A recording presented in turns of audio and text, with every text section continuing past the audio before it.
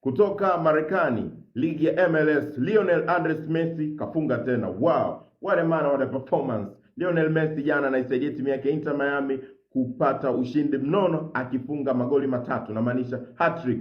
Yes, hili linakuwa ni goli la 28 kati ya michezo 27 aliyocheza Lionel Messi. Na mbaya zaidi, Lionel Messi ana assist 18. Wow. Nadhani wachezaji wengi sana vijana ambao wako nusu zaidi hata ya umri wa Lionel Messi wanashindwa kudeliver hizi goals. Sasa hizo goals kuna wachezaji wengine hutumia hata misimu miwili kufikisha, lakini Lionel Messi na uzee wake wote anazidi kudeliver. Tazama goli alilofunga jana. Wow. Lionel Messi anafunga goli zuri sana, lakini si cha kushangaza kwa sababu Lionel Messi amekuwa akifanya hivyo mara nyingi sana. Wanaomfahamu sio swala geni kwao. So shout out kwa Messi, na ongeleni mashabiki wa Lionel Messi, nikiwemo mimi mwenyewe mwekezaji wa halisi. Lionel Messi anafunga tena na anakaribia kufikisha magoli 900 hivi soon. So tuenjoy mpira mzuri na tuenjoy uwepo wa Lionel Messi, kwani ni zawadi pekee sisi kama wawekezaji Mwenyezi Mungu alitutunuku. Yes, pata picha, kuna mtu kwenye maisha yake hajaishuhudia career ya Messi, lakini mimi na wewe tumepata kuishuhudia mwanzo, na I hope mpaka inaisha tutakuwa nayo salama.